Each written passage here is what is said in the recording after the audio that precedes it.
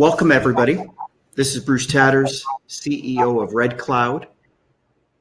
We have a event today, the format of which will be a 15 to 20-minute presentation followed by a question and answer period. You have a bar to pose questions at any time during the call. We will do our very best to get at as many of the questions as possible.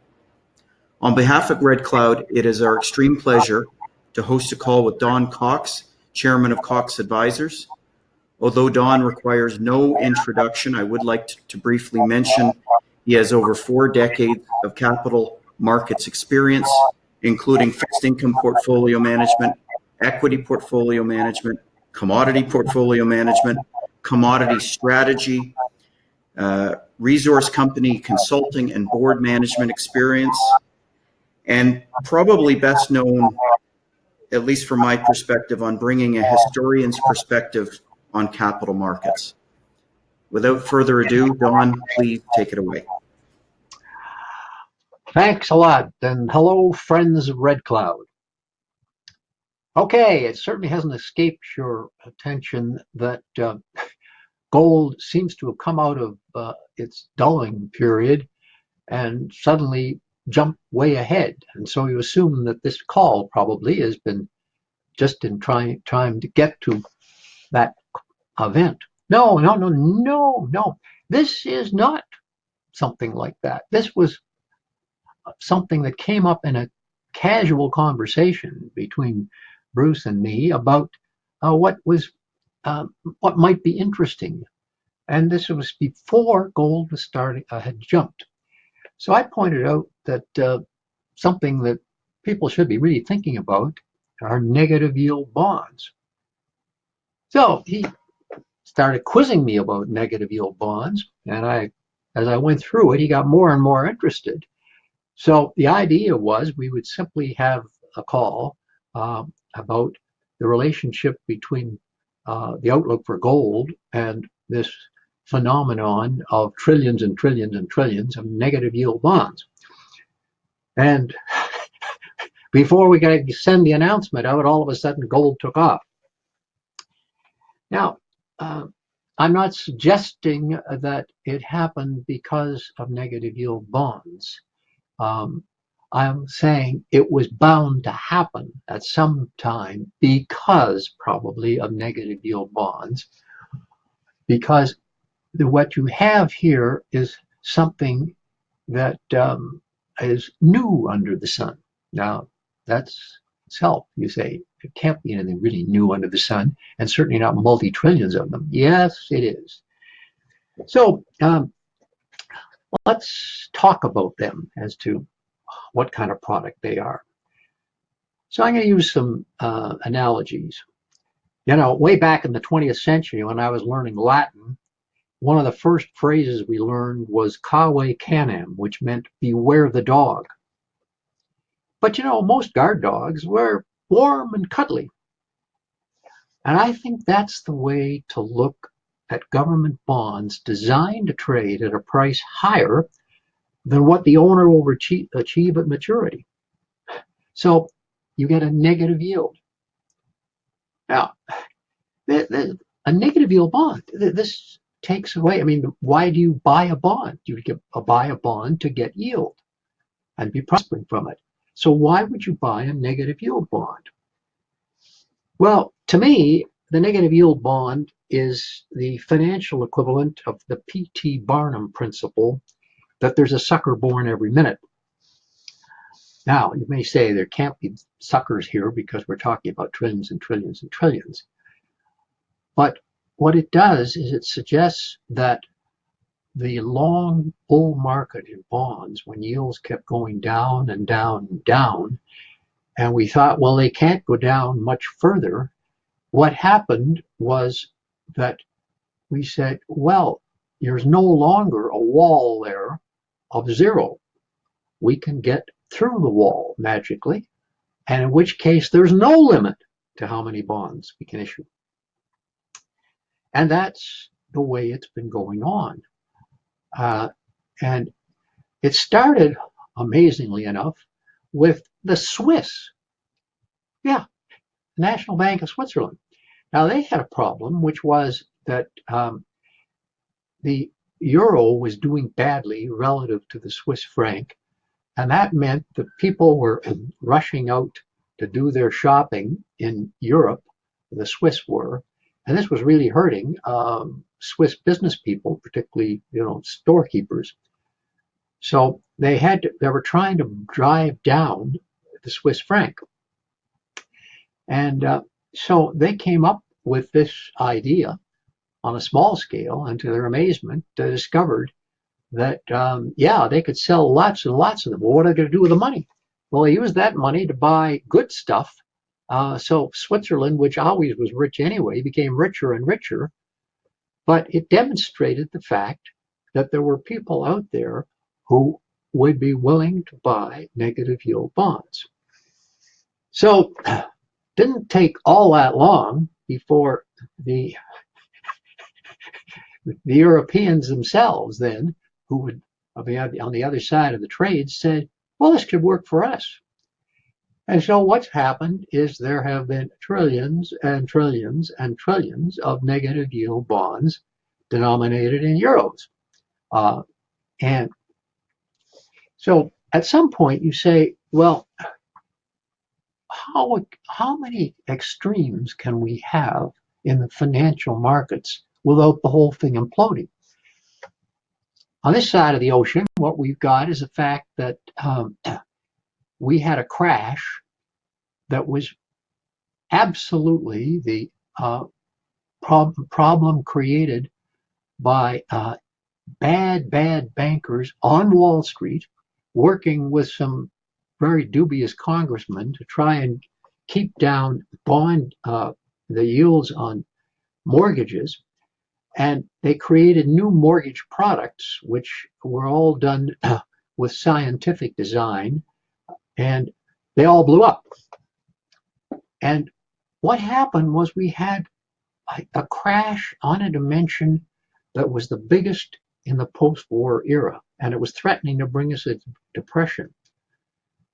But they managed to stop the crash. But we got to a stage where the bank that was considered the sort of model bank of the new era of banking on Wall Street, their stock price got down to 95 cents. 95 cents, and that's Citibank. So this was really looking at a horrible scene to come, a real crash. Well, what happened was the Fed and other central banks really jumped in there and they rescued the situation. But then, with all sorts of people out of jobs and everything, they said, okay, now you're going to throw those people who caused this to us, these rich people, you're going to throw them into jail. For the first time in history, when a financial crime on a big scale was committed, nobody went to jail. Nobody. Now that has produced a cynicism and hatred that we're seeing still in the US political process, because they're saying you can't trust those big bankers. They not only did they do that, but within 3 years after the crash, they were complaining bitterly to the government that they weren't getting enough chance to make money themselves by stock options. And so what we discovered was the ones who were closest to creating the crash came back and became richer than they were before. Thousands and thousands of people lost big time. So out of that, I believe, came part of the feeling of why it was that was going to be inevitable that when the next time came, and there would be a next time because of the greed of Wall Street, because what they were doing then was getting their stock prices driven up, and they were just getting rich themselves with this. And so what we see is the price earnings ratio has kept climbing, and we're now 10 years into the recovery. we're setting a record on that, which means we're closer to the end, certainly not just than the beginning, but the end of the beginning. So at some point, there's going to be another big sell-off in the stock market. And so what these bonds that we're talking about there are going to be another aspect of this because they're such a dubious asset class. Now, admittedly, they're only a European asset class, but as we discovered in the last crash, when things go wrong on one side of the Atlantic, they get into bad shape on the other side. So we're going to go into the next big sell-off, and we're going to go into it with the burden of all these negative yield bonds. And so then you're going to say, well, then what comes through all this? Well, now we finally get around to we're saying, why have we been doing all this? We haven't been talking about gold. Well, what I want to do then is give you a little history on that. Because there was a time when, since I first got into the market, where gold was suppressed in its price. And that was done because of an agreement made at the end of near the end of World War II, and which the United States Treasury would sell its gold to Europeans to get them to rebuild after the war. And the United States Treasury would sell them gold at $35 an ounce. So that was the deal. And then by 1968 and 1969, it became apparent that Europe was just bleeding the United States. And to make matters even more embarrassing, the Germans were getting all this gold that they were saving their money on and loading up on. And some people said, well, why are we selling them gold at this price now? We've had a huge amount of inflation. And they said, well, that's the promise we made. Well, that promise was made by a few people, none of whom were in the government at the time. So then the 1968 election came along, and the guy that the left hated most of all, Richard Nixon, won the election. And he hadn't been in there long before he said, why are we giving away our gold to the Europeans? Their economies are growing faster than ours now. And so why do this? And they said, well, that was a promise. And so after he thought about it for a while, without getting much agreement, he just announced flatly, I'm closing the gold window. There will be no more gold sold from the Treasury. And that's when things started to really develop into a free market for gold. So we owe it to that event. And so what's happened then? Well, but by the end of last century, gold was 8 times the pre-Nixon price. Now it's about 5 times that price. So although it may not look good in comparison to some successful stocks, what it has shown is that gold can move even under dramatic changes to the background of financial markets, because it's the only asset class that's been there no matter what kind of financial markets there were. So it is therefore a safe prediction that when we start to come into the situation where the stocks are responding to a weakening economy, and we don't know when that will be, except that we're going to have a meeting this weekend which could produce some kind of thing which could produce a big sell-off very fast. So gold will come back to its basic role as being the protection against all kinds of financial folly. Now, all of this I had planned to tell you about, so I was having lunch yesterday with my buddy John Porcher, who's the genius who works in the bank, the Harris Bank here in this country, in this office, same building I'm in actually that he's in, and this is where he's advising the pension group, and he advises on um, various kinds of commodities, and he's an expert in just about everything. And so when he was talking to me about this, he went out and he came back and sent back to me instantly a chart showing the relationship between the price of gold and the negative yield bonds. I didn't notice that such a chart existed. And I had been looking as this big run up was going on. I was getting all sorts of stuff sent to me from all sorts of people. Nobody made any reference to it. But the correlation to that run up and the negative yield bonds was really neat. So I believe, therefore, that we have now found that there is going to be a constraint on the negative yield bonds. It will be by the oldest financial asset of them all, and that will be the final irony of this cycle. So you know which side you want to be as an investor. You want to be on the side of the asset class that's always been there when needed. And although it hasn't been needed up till now, because we managed to go through a 10-year period without inflation coming back, I will end with the quote from the witch who said, "By the pricking of my thumbs, something wicked this way comes." It's coming, and you're going to be glad you own gold. That's the story.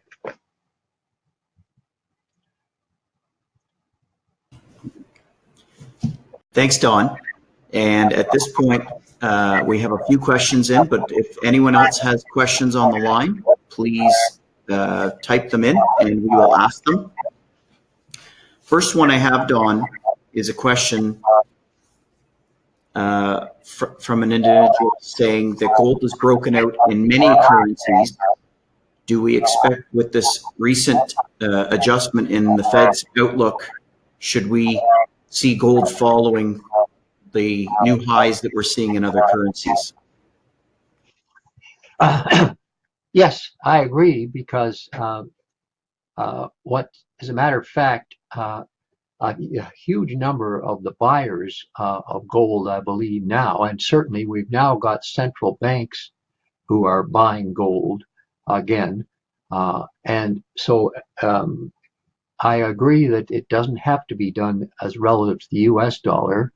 And I think, frankly, that the US dollar situation is going to be have so many ups and downs to it, because we've never had a situation where there's this kind of hostility between the president and Congress, so that the US situation has within it a political parallel problem that I believe we don't need to just use the US dollar as the alternative to it. In other words, we are in a different kind of situation than we've been in the past. It isn't just the dollar anymore, because of the fact that we're coming up to a US election and there hasn't been such hatred being spewed in my lifetime. That's something which may create a special risk for the US dollar, which may not occur elsewhere. So yes, look on it on the basis of whatever your own personal currency base is, or something else that you're using. It is a new kind of ballgame. Yes. Next question. Next question, Don, is how about silver? Can you comment on silver, its relationship to gold, both potentially above ground supply and demand? Well, silver has been a big disappointment in this cycle. And it should, on the basis of past relationships when things are moving up, it should move up faster than gold, because this is something that small investors can invest in. And this hasn't happened this time, and it's the first rally that I can recall where silver has significantly underperformed gold. I don't know when we're going to start re-establishing that relationship, but if the actual driver in this is a combination of governments through their central banks and then pension funds who are following the advice of some of the real geniuses in this field saying that they need to own gold now. And so it may be that the buyers in this rally are a group of buyers that did not dominate in past rallies. So it was people who were trying to make money out of precious metals. It may be that it'll take a while for that to happen, but it's been a surprise to me, frankly, how badly silver has acted. But I don't believe it's going to stay there forever, but I really believe that you can rely on the fact that whatever goes wrong here for the world, gold will most certainly do well. We don't know how well silver would do. Don, the next question is, could you please comment on the recent lockstep relationship with the monetary metals and cryptocurrencies? Well, the cryptocurrencies are at best a distraction. Again, what they are is a product of a late cycle situation where you're trying to find some way of still making money out of a new thing, and where you've got enthusiasm of young techies who say that they can create something which is an alternative to government-created currencies and precious metals. And it remains to be seen. I remember having a real argument with people when we had a tremendous rally, and we're getting these things running up to vast prices, and then we had collapses. So my view is that it's something that I don't understand. There is no real control that you can rely on in supply, as we found. And so there's too many unknowns, and that, as far as I'm concerned, that complicates matters. You can make that as a speculation if you wish, but you've got a very simple answer to saying what's going to happen when things fall apart. You know that gold will do well. As to these other things, we shall see. But I think they're probably at least good entertainment for really good techies. I'll leave it at that. Thank you. Next question. Don, are you buying physical bullion or ETFs or stocks? And if so, stocks, which ones? Well, I've always concentrated on stocks because the stocks will outperform. And I'm not in a position where if I was managing a gigantic pension fund where the gold was needed in there as an absolute safety position. We haven't had the outperformance by the stocks this time to the same degree in this little rally we've had. But the reason why I still believe the stocks is that I believe that the penalty period for the bad behaviors in the gold mining industry has probably come to an end. What happened was it was disgraceful how many of the big gold mining companies really hurt their stockholders by their own greed. And so therefore, a lot of people got sickened on the stocks. Well, the fact remains that the one big thing that you have when you own a stock is you have the leverage of getting extra gold. Because as gold goes up in price, what you know is a well-managed company will have lots of reserves that they aren't counting as reserves now. They'll suddenly come into reserves. And after all, I can remember investing where you were buying $35 gold. and there weren't many gold mines who could function at that level. So yes, if we have the next crisis coming along, gold prices will go up, and you will get the leverage on your side then of new reserves, because the real reason you should be buying these stocks is unhedged reserves in the ground. And that's the asset that you can buy. And if they have the leverage that to multiply that, that's a better deal. So I think what you do is you buy the stocks where you've got the best chance of reserves increasing if the price of gold increases. Because frankly, looking at a lot of the stocks out there, their reserve picture is not all that appealing. And so, and I don't really know then whether these mergers that we've seen, how well they will work. There are questions to be asked, but I still think that there's so little gold left in the world that isn't already in central banks or stashed away somewhere. So therefore, the good gold mining companies own a significant percentage of the gold that you can profit from. And so look at the well-managed companies who didn't blow their stockholders away with bad behavior. And I think that's basically, this is a case to reward the good people in the industry by buying their stock. Thank you. Don, next question. In the last recession, gold had a very violent, sharp pullback in the early parts of the crisis. Is there a risk that that could repeat? I've thought about that. And first of all, each crisis has different qualities within it of other crises. And there's no doubt that when the next crisis comes, that a lot of people who own gold mining stocks, particularly, but also gold, that this may be something where there's a bid for them. After all, as I cited Citibank, that stock went down from $40 to $1. Well, I mean, if you owned that Citibank stock, there wasn't, by the time it started going down through $10, your attitude was, I can't sell it now. That's not going to happen. Gold will always have a bid. So the next crash, when it comes, gold will outperform, but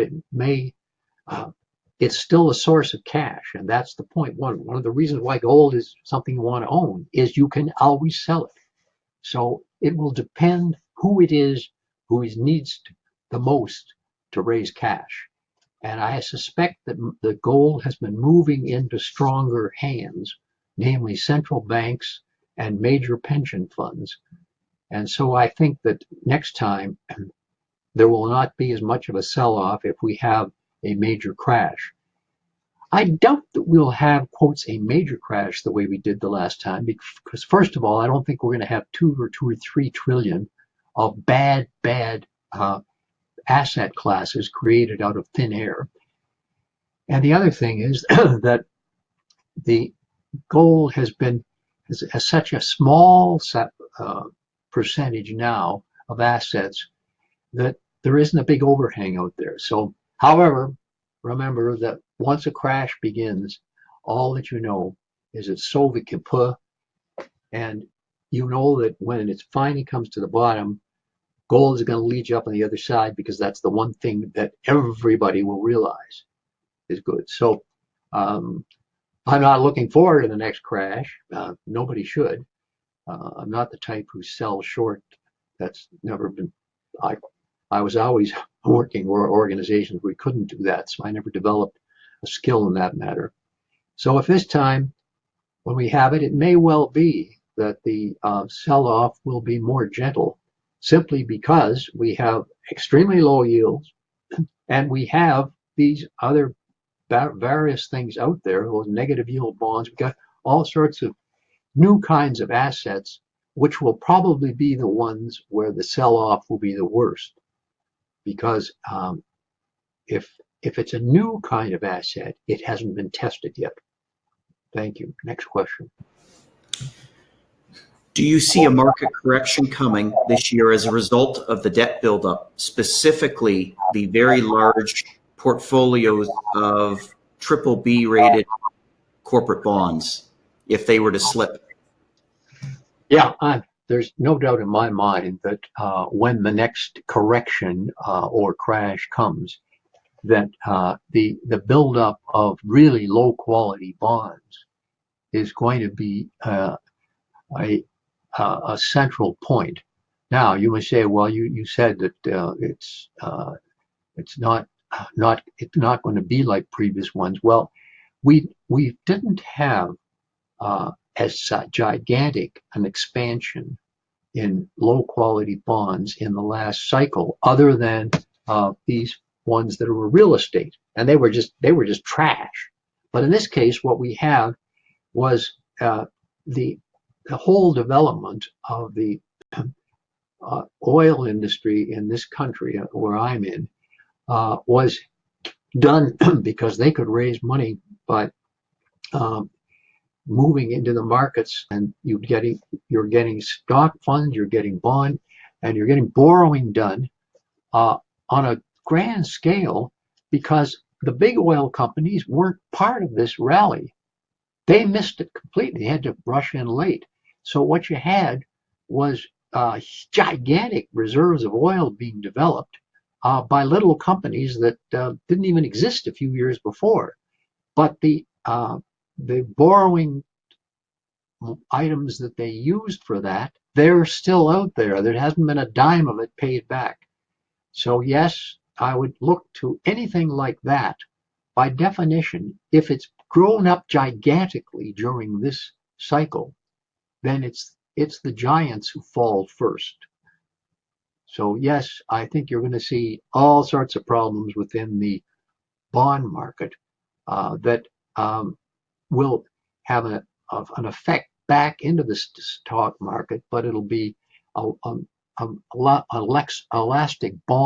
elastic situation where people suddenly see, oh, there is the connection between these two kinds of asset classes. So yes, but one of the most exciting things about the kind of career I've had is when each crash has come, finding out what it is about this one that's different, and then trying to figure out where the next one, when it comes, will be. And so this time, I think it's up there right and center. So it was a very good question. There's a lot of bad paper out there. If, for example, oil prices in this country were to fall back to $40, oh boy, there's going to be a lot of investors losing a lot of money in bonds. Thank you. Next question. Don, is a rate cut in the U.S. purely a political thing, or is there a fundamental reason for this possible move?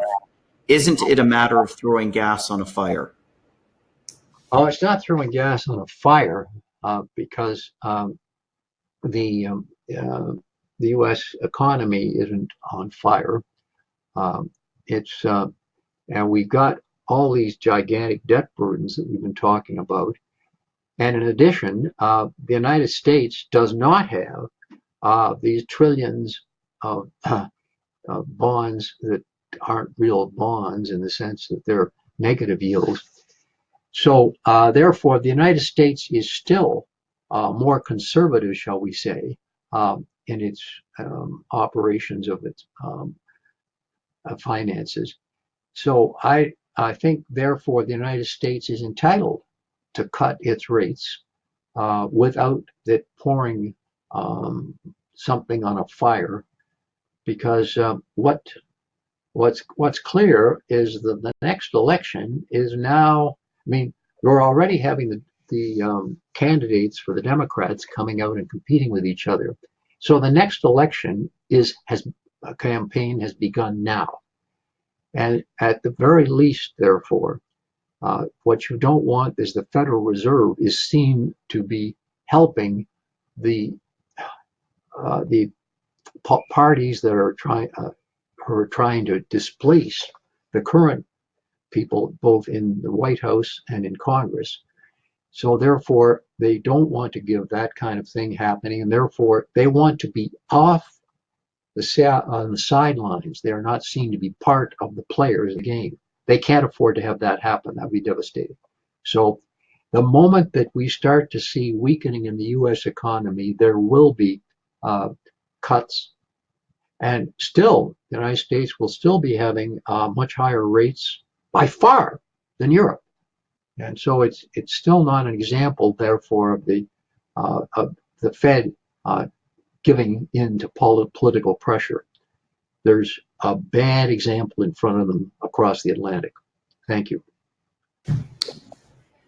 And Don, in the interest of time, we'll do one more question here. Do we know if European pension funds have shifted meaningfully from domestic bonds to gold?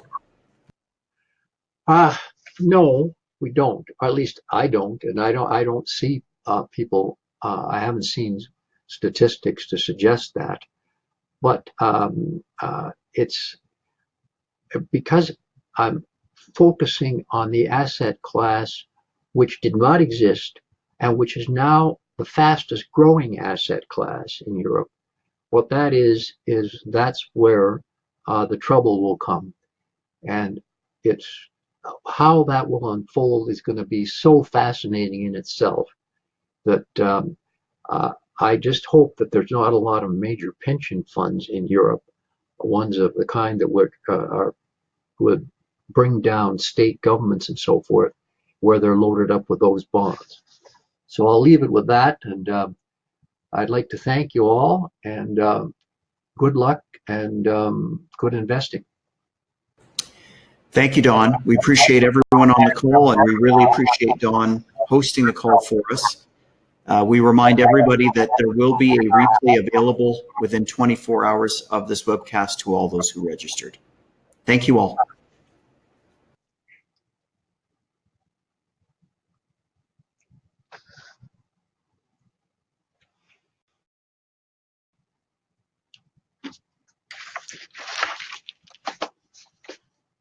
Okay.